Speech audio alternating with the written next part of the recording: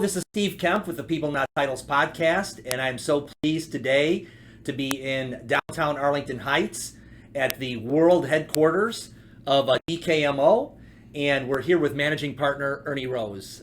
So Ernie, glad to have you on the podcast. I've been excited about this conversation for a while, so I'm glad we're able to do it. Yeah, happy to be here, Steve. I always enjoy our conversations and looking forward to it. Awesome.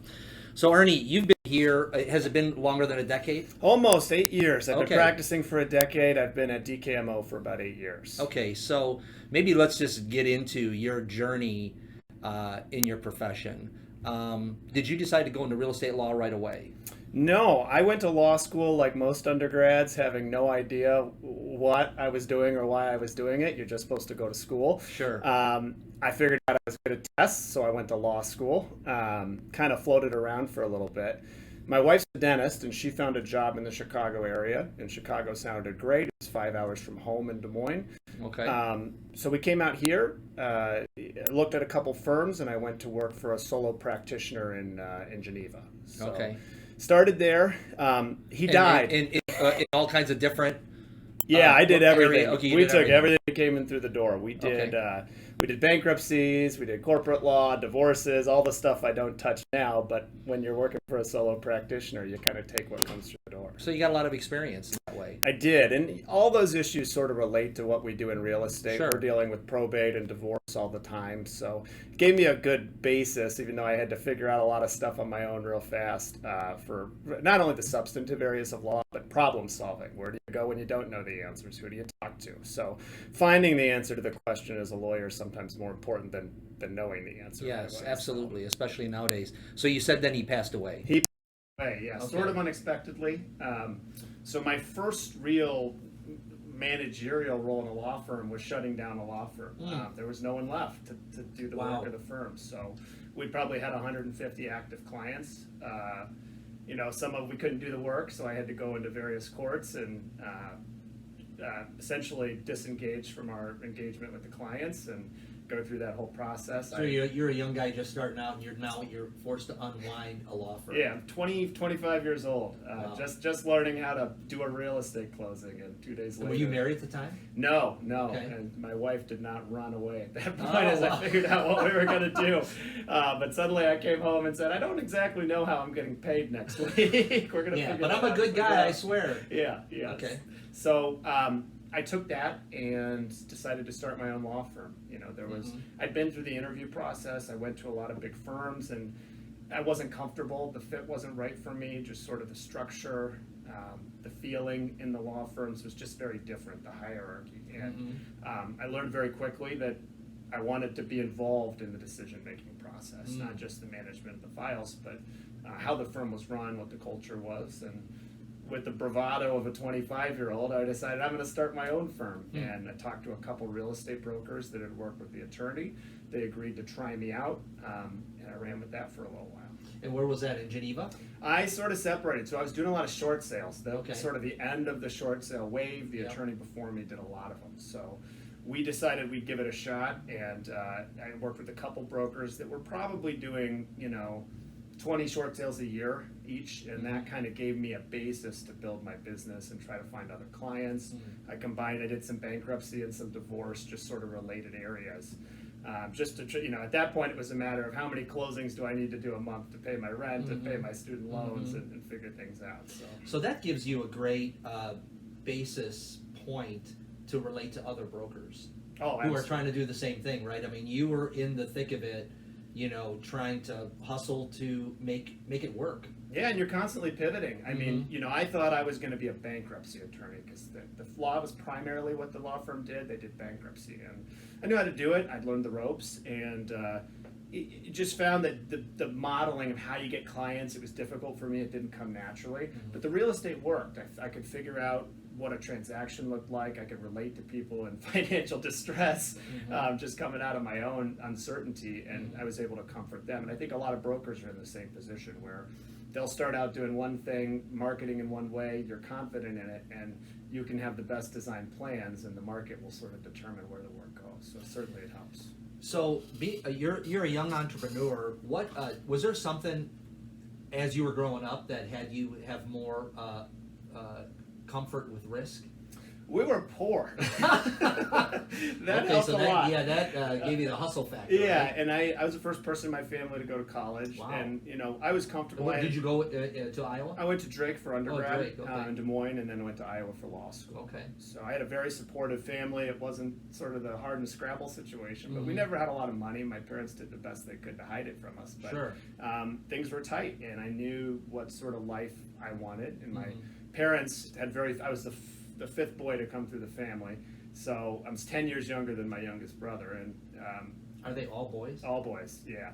And the rule was, you're going to college. I mean, whatever else happens, you're going to college. So I just sort of never took my foot off the Bravo pedal. for your parents, man. That's Yeah. bold and courageous. Yeah, so we just kept marching forward, and I realized as I went to interview at these big firms, just sort of, I've never been one on just sort of waiting your turn. I think that you can let a lot of opportunities go by waiting your turn. So I tried to figure out what the good attorneys did. When I was on my own, I went to court. I would just watch court for hours at a time. I made sure to go to all my sales when I started doing real estate, watching all the other attorneys do it. And I said, hey, other than me looking like I'm 15 years old, there's no reason I can't do what they're doing. I can pick up the same skills and do it that way. So That's great. Yeah, so probably fighting for the bread on the dinner table probably helped as well. that's right. Mom was not paying the rent. Mom, like I said, Mom supported me. She would welcome the door for me to Yeah. come back in, but there was rent to be paid. So. And you had to fight for older brothers for everything that you wanted. Yeah. In some ways. So It wasn't much of a fight. They Yeah. had about 100 pounds on me. But yeah, because you were so much younger than them. Okay, so then transitioning from that. So what were some of the key points that you took away from that experience of entrepreneurship and being on your own that you still carry with you? I think the most important is the ability to problem solve. I think a lot of folks go in and they don't know the answer to something, and they think, you just have to do this for 20 years to know the answers. And a lot of what we do is not all that complicated. There's some substance to it, and there's things to learn, but a lot of it is just learning process. And the ability and the requirement that I go out and find the answers on my own was helpful. I had one sort of mentor during that time when I was on my own. Actually, the father of the attorney I worked for that passed away was a former judge in North Dakota, and every once in a while I'd use him. He was willing to be my law clerk. He'd help me find the answers to things, but more importantly, he'd show me where to find the answers. So the dad of the guy that passed away was still alive and still he became my mentor Wow, and helped that's me pretty figure. exciting. Yeah, he helped me figure out how to be an attorney. So I think the ability to find answers, the ability to manage and balance a checkbook, and now I'm at a firm with nearly 50 employees. It's a little bit different, but you got to go through all the same steps when you're on your own. The math's simpler. The QuickBooks isn't as complicated, but you've got to learn how to do everything. And you're the secretary. You answer the phone, you do the budgeting, you deal with the tax man, and learning all. And you have to generate business. Exactly. As well, which is you could get all that right, but not have any business. Like I can count to zero, all day long. So that's another aspect of it. Okay, so then what had you transition? Because did you move from there to DKMO? I did. Okay. I had. And that's when I met you. I mean, I think when you came in is when we first met, because I actually started at Land Trust about 8 years ago. Yep. So maybe was it 6 years that you? I've been here since I've been 8 years now. Okay. 8 years. So I kind of yes, it was a direct transition. Almost all of it's fate. This is the other thing I learned is you just take advantage of opportunities where they come. Yeah, and you're aware. You have your eyes open. You're looking for it, and you step through the door. Exactly. And I did a purchase closing. I never did purchase closings, and I did a purchase closing here the week of Thanksgiving. Was dreading going to it. My friends were in town. I dropped my friend off. I came in and did the closing in the back of this office here. Attorney was here, listened, and thought he was looking for a young associate, and thought I did a good job. And so they bring me back. Yeah, we go to breakfast. He decides they want to use me for overflow help. And in retrospect, I can admit this. I came in. I did sort of a job interview. Basically, I met all the partners here, and essentially, I thought I was applying to work here. And they're like, no. We're looking for somebody. Yeah, we're looking for someone to cover. So it morphed beyond that. They liked my work. I loved being here. The culture here is just different. It doesn't feel like a law firm. We could be selling anything. Yeah. And it's not one of those places where there's a big billable hour standard and you're judged and critiqued for what you do. It's a positive environment, and everybody kind of feels the energy of this place. So I was on my own and came in here. I was still keeping my own firm because I was on the fence, they were on the fence, and one day I walked in the managing partner's office and said, I'm ready, let's do this. And I rolled my business into here. So, and so here you are, you're an entrepreneur, and now, you would view it, and I was an entrepreneur, and then I went to work for the man, and so what was that transition like of you making the decision to say, okay, there are some things, the autonomy, whatever, that I'm going to give up, but certainly to gain is more than what I'm giving up. But was that a struggle for you in that decision-making process? In the decision-making, yes. At the beginning, just making that choice, not that I'd built some empire, but I had started something. Sure. 2 years when you're 27 years old feels like an eternity. And are you married at this point? I'm getting married. Okay. I'm engaged. So your wife is sticking with you here. Yeah. That's great. Yep. She was excited about the firm. She Sure. wanted someone else to pay the rent. Yeah. But when I got here, I never felt like I worked for somebody. Yeah. It's inclusive. Every time I would ask to do something, spending money to try to grow my business, go ahead, just do it. And that sort of environment made the transition really easy. Yeah, it's great that you can have, and I've seen this in your kind of path here, that you have autonomy to build and grow and that kind of entrepreneurship thing, but yet the support of some of the things that you don't necessarily need to worry about that really helps you work in the sweet spot. Yeah, working with clients, that kind of thing. And building and growing your firm. And it's a recognition, and it's humbling now being in my role as managing partner to see there are things that the managing partner Tom then knew that I could do better and know better because I do the work on a day-to-day basis, and to have the humility to listen. I've taken a lot from that, and I apply the same mentality with my staff now. They generate processes and procedures, and because they do the day-to-day work. And sometimes if you come in as a slasher and dasher, I'm going to do things my way, and I know the best, you just don't hear the right answer when it's right in front of you. Yeah, you are, just my take on you, Ernie, is that you're a quiet guy with a fire, in the sense of that you are a good listener, and you're listening with purpose. And you're a person of action as well. So, how what were some of the keys to you building your book of business early? So I've had sort of 2 chapters since I've been here. The first chapter was just a grind. It was, I know I do this well, the work. If I do the work well, the clients will come. And there's some truth to that, but that's the part I could control. So I worked hard. I answered my phone calls at 9:30 at night. I answered my emails day and evening. I was generally the first one in the office and one of the last ones to leave. And I spent a lot of time just grinding.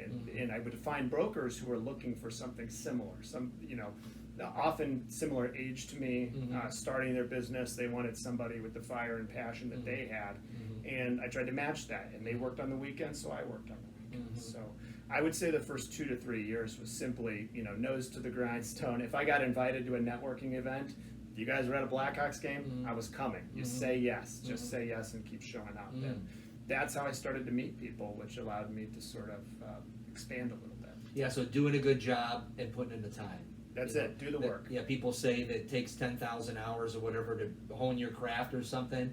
I see that you've applied that. I tried to get as many of those 10,000 in as the first year as I could. Okay. And so, and what are some of the staples of why they chose you? So I get it. You're available, all that. Is there any other reasons why they choose Ernie? And then we'll get into DKMO and the kind of uniqueness of the brand and the strategy of growth.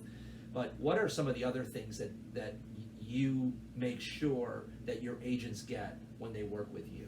Well, this is certainly a result of time spent, and this is where experience does come into play, and being at a place that already had a book of business and having lots of at-bats helped. But I had an ability to calm down my clients. I hear this a lot from brokers. I sort of run to the end of the problem. What's the worst thing that's going to happen here? And being able to sort of diagram it for clients and map it out and stay level-headed calms them down. When I first started, everything was the worst thing in the world. We might have to write $1,000 check because I messed something up. Right. You're thinking like that, but the more you do it, the more you understand what's a real problem and what's not, and being able to differentiate the two, it allows me to play my role in the transaction. Sometimes I need to be the driver. Sometimes I just need to be the advisor. It really depends on where the real estate agent is and the client is. But being able to add a calm voice, I think, is distinguishing. Okay, that's great, because in a real estate transaction, you have buyers and sellers who do this once every 5 to 7 years. So there's a lot of emotion. I'm selling my home, I'm buying a home, I'm nervous, I got all these different moving parts. Can I qualify for a loan? You have agents that really want to please. Maybe it's a relative, whatever, or they want their commission check or whatever. And so you got all this emotion, and you're just kind of like watching it swirl around you, being the person that is not you, because you're doing hundreds of these, and if you were emotionally attached to it, it'd drive you crazy. I mean, you couldn't do it, right? Absolutely. And sometimes, the other attorney does 3 or 4 of these a year. Sure. So you're dealing with the fact that maybe they're not getting the best advice from their client. And Yeah. that used to frustrate me when I started, and I'd get so angry about it. But once you're able to put it in perspective of maybe them not having as much experience, it resulting from insecurity, yeah, you can kind of try to keep everybody level-headed. And I think that's sort of, if you ask me what the secret sauce is to what, why I feel like maybe more of my transactions close with people feeling happy at the end of the process, it's because of being able to put those things in context.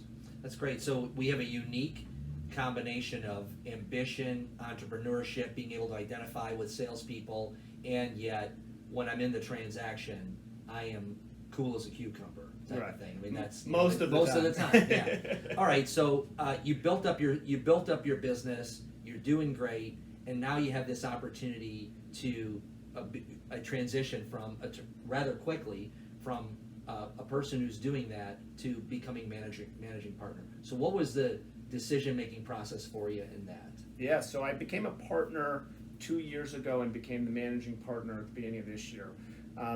I'll start sort of firm-wide. We've gone through a transition where we're DKMO, and D and K are on the transition. They're starting to decrease their roles here, and there was an opening for management. And because I had so much management responsibility with the largest department in the firm, the real estate department, it was sort of a natural fit.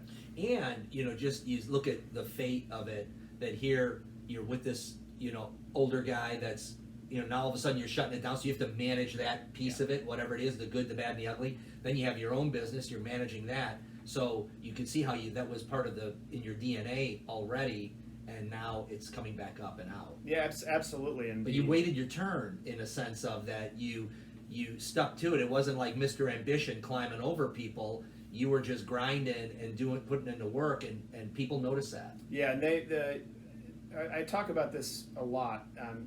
You do the job before you get the job. Mm-hmm. If you want to do the job, start doing the things that the person in that role does. And Tom, my mentor here, the K in the DKMO, that was sort of the way he looked at it. Mm-hmm. And do stuff until somebody tells you not to. Mm-hmm. And as long as you're acting with good intention and to the best of your ability, people aren't going to get in your way. Mm-hmm. Most people don't want to make the decisions Mm-hmm. or do the things that require extra legwork. Mm-hmm. And that's, you climb up to the top of the hill, there's a whole lot of work waiting there for you. Nobody Totally. tells you that Yeah. it's a lot more work than recognition. Right, And yeah. You have to be built a certain way to want to do that, but you're right, the time has to be right.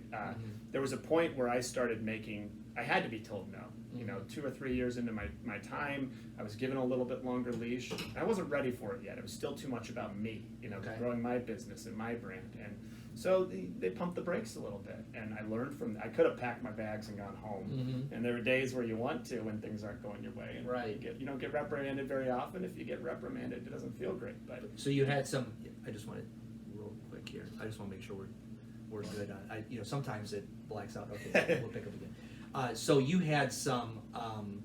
You had patience. Mm-hmm. It's kind of a mix of ambition. I don't want to be. I want to be able to step through the door when the door opens. I want to let them know that I'm right out here.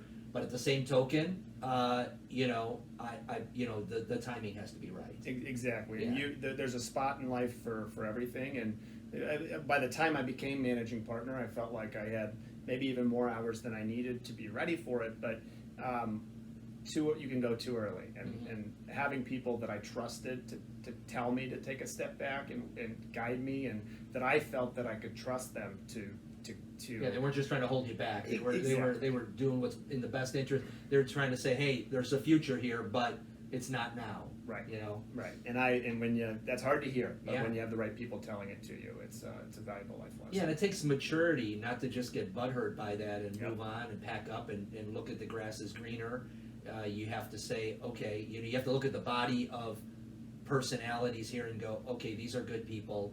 They're running a good firm. They're wise people because they've been, decades ahead of me. So maybe I need to listen. So bravo for you on that. Yeah, and they did what they say they were going to do, and that's maybe it's not a rare thing in business, but I've seen too many situations where I've had employees that came from other places and felt like they were told one thing and something else happened. They're very upfront here. Money is not the top value. We make money, but it's not the top priority. It's community. We spend a lot of money on community events. It's hiring good people who want to be here.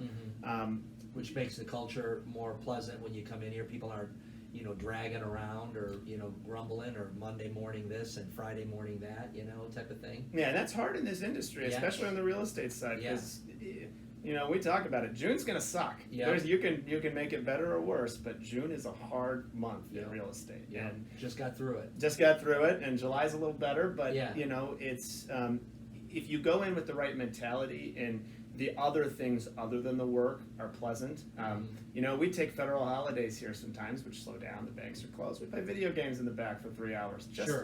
Just relax and just have a good time and bond. And we try to encourage our employees. We pay for them to go to lunch. Anybody wants to go to lunch with anybody, we pay for it. Just get out of here. So having the right people, the firm's secret sauce is absolutely the people. It's getting the right people in here and taking care of them and being honest with them. And so what work does the whole firm do? Ernie, why don't you cover that? We do real estate, obviously residential and commercial. We do corporate work, planning buy or sell a business, just general corporate matters.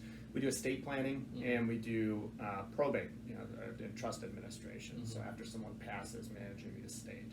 Those are sort of the core areas. We have some side areas. We'll do a premarital agreement. We'll do some other related things, but the core is estate planning, trust administration, corporate, real estate. Great, and your footprint, even though we're sitting in Arlington Heights, is citywide.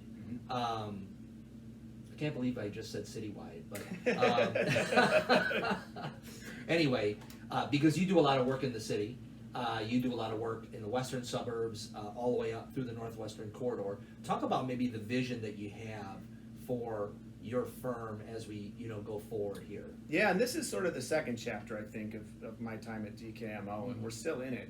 I was focused on how I did it for the longest time, and we've tried to focus on how we do it. And I think other than, I think I'm good at the job. I think when I spend the time on it, I can be better as a teacher. And I think what happens with smaller firms is, well, lots of problems, but one reason that small, good real estate firms can't get bigger is they're too focused on making themselves the product. They're afraid to promote other people in the firm.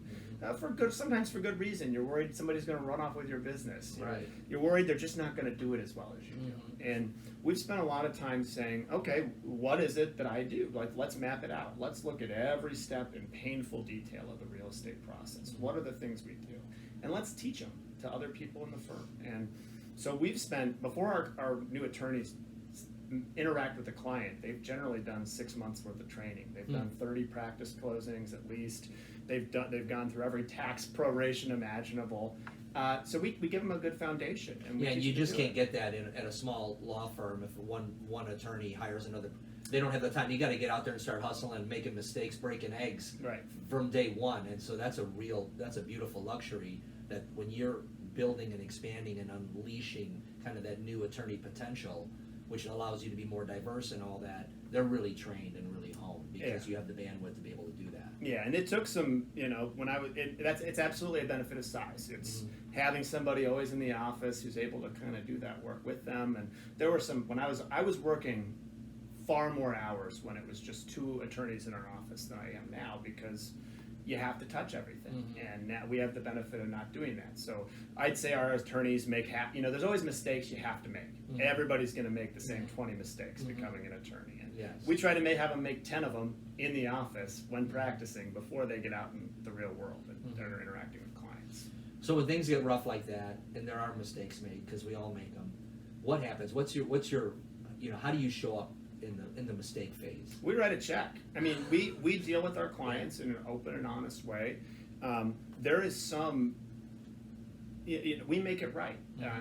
We're going to be the ones that screw up sometimes. And, I've gotten realtors to stick with me. I had one recently where we just made a dumb mistake on one of the first deals.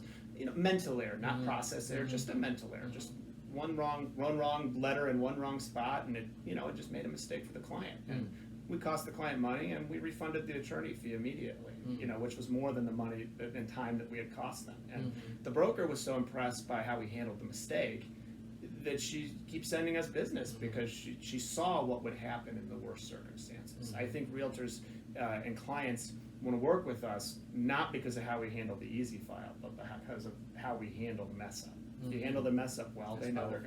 they're going to leave in good position. That's great. Okay, so now how big is the staff, Ernie? We've got almost 50 employees. We've got about 18 attorneys, I think, now. So our total staff is about 20. We have a lot of clerks that come in and out, so it's sort of a rotating number in the summer. But we're up near 50 employees. Our real estate department has, and again, we have 2 on maternity leave right now, so we've got generally about 8 assistants. One of those people, and this is an advantage of our firm, is a utility player. They don't handle files generally. They deal with everything else, and that's another advantage of size. We've got somebody who can manage the clerk, the pickups, all that stuff, and they don't have to worry about their own files. So about 7 people handling primary files as assistants, 1 utility player, and generally 3 clerks, which are people out of college looking for that transition year. So that's another niche we found, just people without their next step, but that are probably overqualified from an education perspective to be doing what we're having them do. So we try to find those little gaps where we can plug people in that are overqualified. So you have a robust staff, but it doesn't feel big when they're working with you. How do you do it? How do you make it so personal?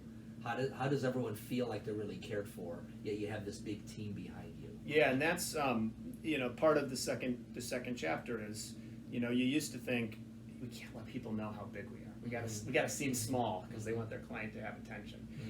And we said, how do we do this on a big scale, but with attention to the clients? And how do you scale it? And it's the same model. It's I'm the lead, and when somebody wants to get a hold of me, they will get a hold of me, no matter the circumstance. If you call me, you're going to hear back from me.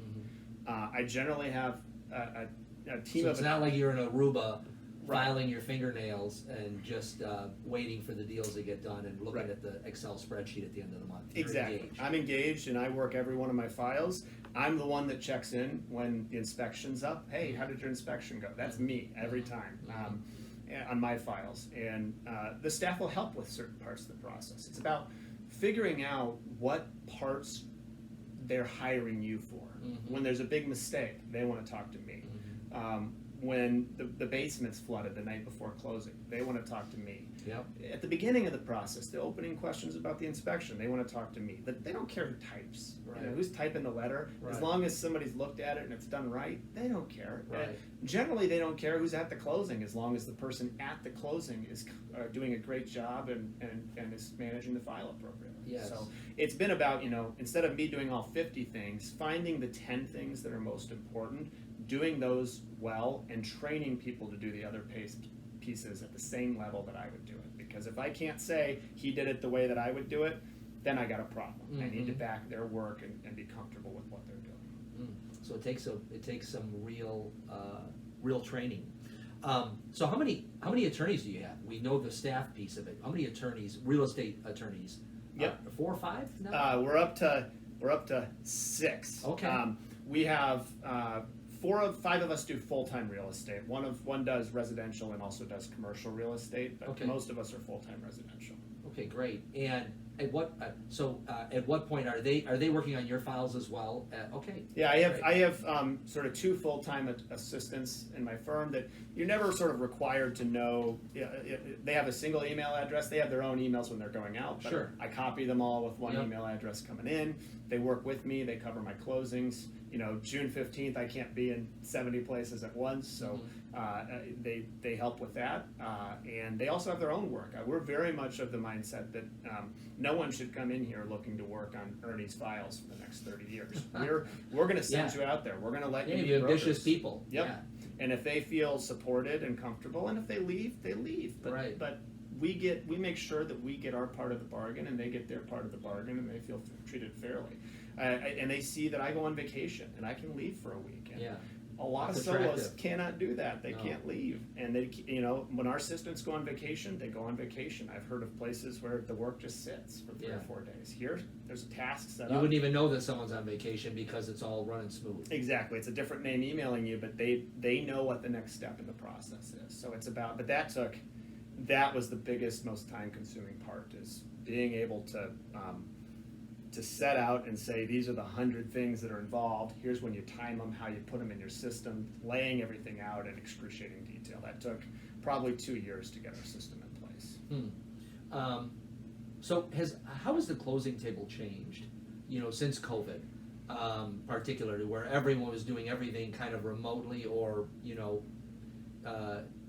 whatever, individually? It was different. What do you think are the lasting things? Are there benefits from the changes that were made during that period of time in your view? Well, I think it's, for the industry, I think it advanced the technological sophistication of everybody, which is valuable. I think there were a lot of attorneys that were still only accepting faxes and didn't know how to use Zoom, and they had to learn those things if they wanted to stay in the business. And or some of them got out, right? Exactly, or they left, and that was good too. That was good, and it was good for the client product and for everybody. And so raising the bottom level of the market, it just, when the other side's competent, it makes your job easier. Maybe they get more business, great. There's plenty of business for everybody. We just want the deals to be smoother and easier because that's the most efficient thing for everybody. So I think that's the first piece of it. There's still attorneys that don't go to their purchase closings. I think that's sort of a strategic choice and just time, and there's still some concerns about COVID. We're back because I think on a purchase, I've walked by rooms where clients are on the phone with their attorney and they're kind of squinting to hear, right. and it just feels strange to me. I think it's the only time we get to meet the client, and meeting the client is part of the product. So we go to every closing on the purchase side. We used to go to all our sales closings. We don't do that anymore. I think it's best for everybody if we're available and answering our emails and scanning stuff back right away. But having the seller side there and having to coordinate around their schedule is inefficient. So we've switched on one side, but we're still at all. Yeah, and there's a lot of work. The closing is not where all the work happens. It's happening all along the process, even on a purchase. But it is a bigger moment on the purchase side, and you think that's going to be kind of remain. I know some are strategically saying don't need to or whatever for scale or other reasons,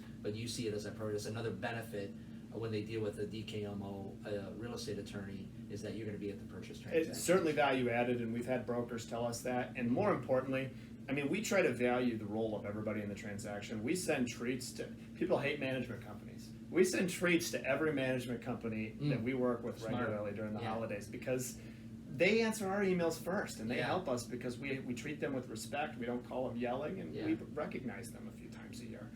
Similar to closers, they just don't like not having people at closings because they're scanning extra stuff back and forth. A lot of work is a burden is falling on them. So much work, and they are just thankful when we're there, and they're a big part of this process. They feel like extensions of our team, and we want to make it easier on them. Great. Okay, so you have these attorneys. So talk about geographically. You've spread out. You have an office location in Chicago. You have one in the western suburbs. Where's that? We're in Burr Ridge. And then we're in Vernon Hills. Vernon Hills. So we have an attorney working sort of part-time out of Burr Ridge. We have a full-time staff member in Vernon Hills. We've had a downtown office forever. We're expanding in sort of, we want to be, this is about embracing big. We want to be, people, maybe they don't like the model of Amazon, but they like Amazon. They like getting their packages the same day. And so we're trying to embrace the big and try to recreate our systems in different places, creating that same micro model where, I'm not working in Burr Ridge. I'm not working in Vernon Hills. I have clients that go there and I sometimes work with them. But we're putting new faces out there that can do the same thing that I can do in different places. And we're going to test if our model can be repeated. It's had a lot of success in the northwest suburbs and Chicago, but there's, they don't have attorneys everywhere, but we've got markets in Vernon Hills and Burr Ridge and maybe in St. Charles and maybe in Crystal Lake and other places that need good attorneys. And a lot of the people are phasing out of this business. They're retiring. There's sort of a gap, and there's a lot of people 60 plus doing this work. So where we want to put, that's how we can test our attorneys, give them a new playground to go try to find their own business, instead of just saying, hey, come where I'm working and try to do the same thing I'm doing. Sure. If they know me, they're going to work with me, right? So we got to give them opportunities. So we hire people who live in different places. So it's an experiment. So they know the communities and all that kind of thing. Exactly, because you don't want somebody from Chicago, coming to your community. It doesn't play as well. And you need to have an office, and you need to have someone that can relate to the community. So well, it's great that your firm is making those investments in the expansion, as opposed to I want to work out there, but I'm really not equipped. I don't want to drive. I don't want to.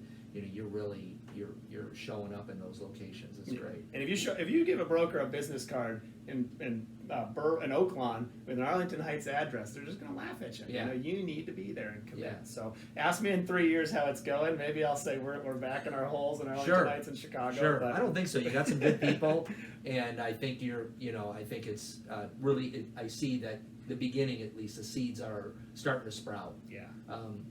So let's talk just while we're wrapping up here, Ernie, about the Chicagoland market in your mind. A lot of turmoil. We have companies leaving Chicagoland. I've been in Chicago all my life, and I think there's certain things that Chicago and the suburbs have that many other places don't. How do you view just the city and your future here in real estate? Is that something you think about? Oh, absolutely. It's probably not one of those things that's terribly productive for me to think about because I can't change it or control it. But I think the market will be fine. I think we're going to see. Chicago is Chicago, and people want to live here, and companies are leaving, but companies are coming. Yeah. And everybody I've talked to, the experts in the market say, yeah, it's changed a little bit from 2020, but in 2021. But 2021, the business was so busy because half of it was delayed 2020 business. Yes. We're back to 2018 and 2019. Yeah, It looks very similar. Yeah. So, can we see a recession? We've seen it before. It can happen. So our focus is on growing market share.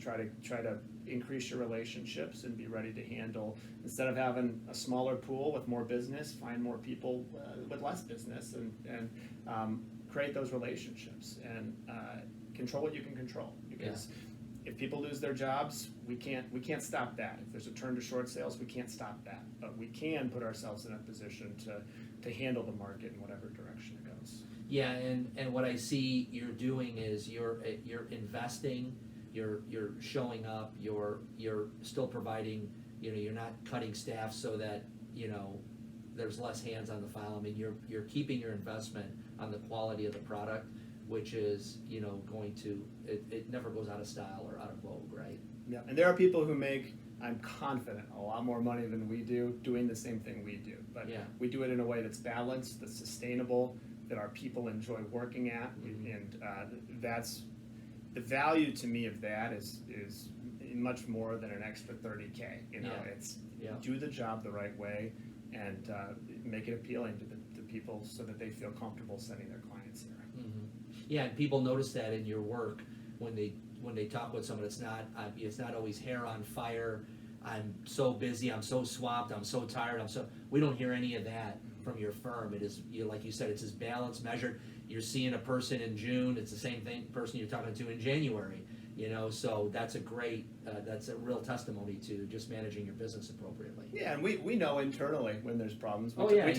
We talk about the wheels starting to shake a little bit, and we feel it. But the emails I see from folks in this business to their clients that say, I'm too busy on that day, and I don't have. That's not who I want to be. And you can be big and hire appropriately so that you can manage the work coming in. And we've tried to do that. And we got 2 folks on maternity leave this summer. It's been a bit of a challenge, but we've prepared. We've hired people in advance, and I think our product's held steady even what's been a challenging summer. Awesome. Well, Ernie, I want to say thanks for spending this time with us. It's great to get insights into your career, into DKMO, into the attorneys and your staff, and to for agents and brokers that work with you, I see why. And for agents and brokers that don't work with you yet, I would say, give them a shot, because I think they'll experience it just how you're talking about it. So Yeah, we appreciate it, Steve. We appreciate you having me in today. It's always good to chat, and we love talking real estate. great. Thank you very much. So people, not titles, signing off with managing partner of DKMO, Ernie Rose. Thanks a lot, folks.